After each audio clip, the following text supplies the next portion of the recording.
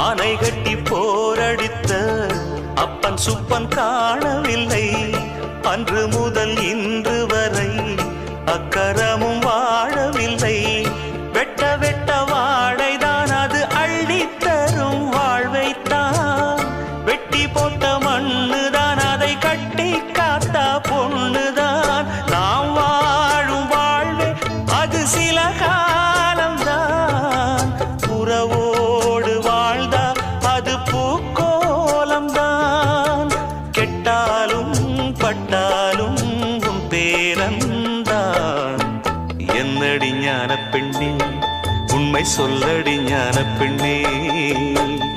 நடந்தால் 2 அடி, இருந்தால் 4 அடி. நடந்தால் 2 அடி,